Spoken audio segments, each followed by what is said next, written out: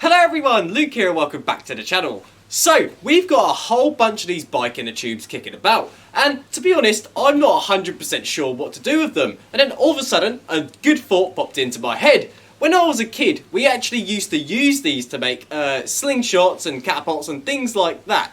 So, that was the first idea that came to mind and I really like it. So, that's exactly what we're going to be doing today. So how I'm going to do this is actually pretty simple. So it's got two separate parts which basically get two bends put in an 8mm bar, like so, and like so. And then basically these get welded together. And once they're welded together, we can actually put a nice handle over this. And how I'm actually going to secure the inner tube over the top as the elastic is pretty smart. So I've got these. And what's going to happen, these are going to be drilled out to 8mm. Go over the top and basically get spotted in. Right, so now let's do our last bend. So this is what it looks like now. It's all been cut down to size and been welded. I've made sure I ground these down just so it would be able to fit in a handle much easier. So now I actually got to think about that. And we've actually got two nice pieces of oak lying around. So let me show you what they look like. Right, I've got these absolutely beautiful pieces of oak right here. And what I'm going to do is chisel down the centre of these so the catapult can fit in something like that. So let's do that. So this is what they look like now they've been cut down and chiselled out. And I've given them a light sand and now they are looking absolutely beautiful. So if I put my slingshot in there, this should just fit in really nicely. And there you go. So I've got to resin this in, glue these down and clamp them and just leave it 24 hours to dry.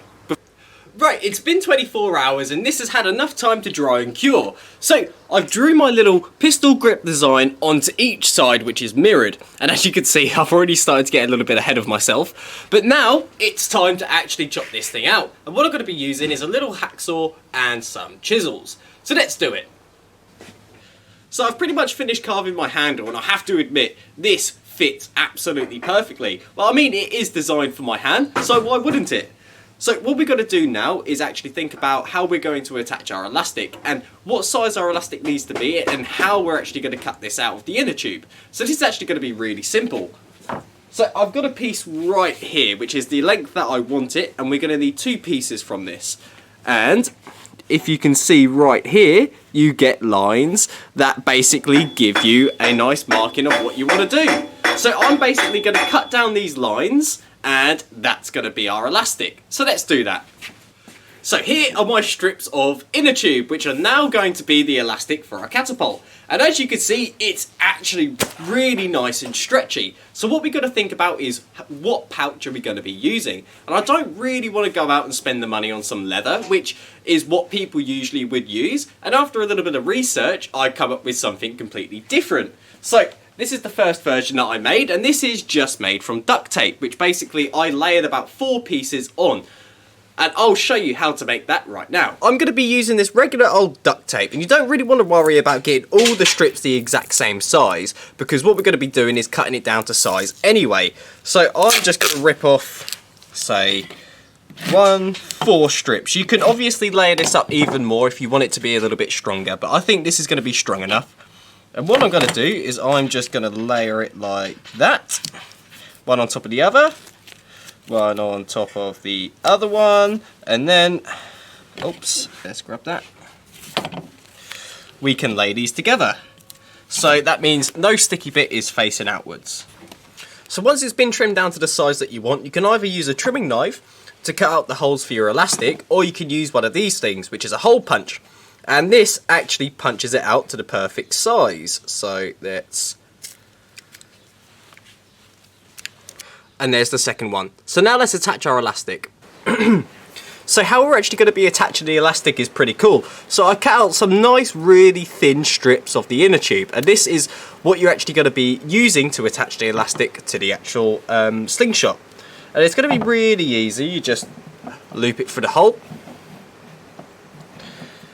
Make sure you got a little bit of distance on that. And then we basically use this to tie it down. So you want to make sure that you wrap this really, really, really tight.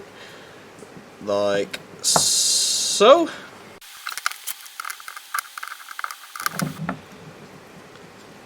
Okay, so when you get towards the end, usually what I like to do is get a nice thin screwdriver, loop it around the screwdriver, and then we can use that as a little bit of leverage to tuck this in.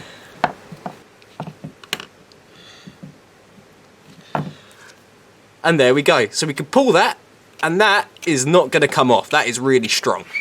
Okay, so when you're attaching the pouch, you want to make sure that there's no twists in your elastic. So usually what I like to do is feed it through one side, and then we can feed it through the other side.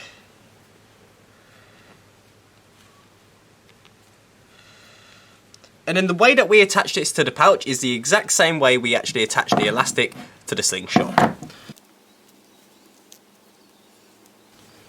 Again, make sure you give it a good old tug. It's not going to slip, or it's not going to rip your pouch. And then we just do the other side.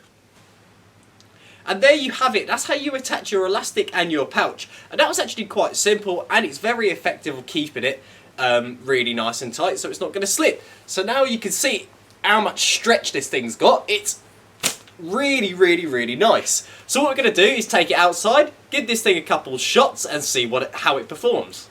So as you can see, we've come out of the civilization of the town a little bit and come to this nice big area next to the pond.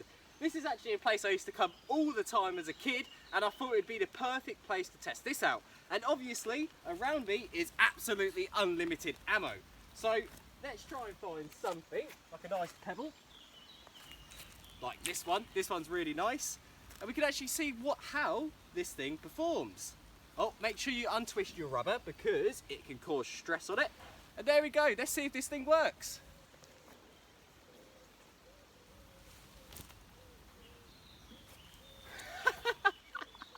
So that worked pretty well. Let's try and get some serious power on this thing. There we go, found another nice pebble. Let's get this thing shot.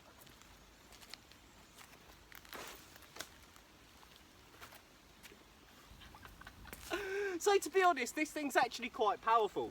And before we leave, I want to shoot this thing one more time because I'm really enjoying it. I wish I had some sort of target. I didn't really think this one through, but let's see.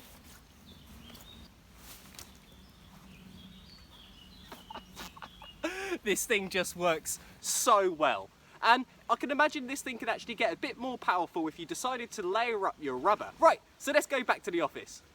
So that was actually incredibly fun, and I really, really enjoyed the build process of this. And like I said, if you decided to double up on the elastic, this thing will probably be more powerful. But just remember to check up on the laws in your area to make sure that you're able to use one of these things. And remember that this video is just for educational purposes only. With that being said, that does bring me to the end of this video. If you have any questions, don't hesitate to put them in the comments, and I'll try my best to answer them all. Anyway guys, I hope you have a great day, and I will see you later.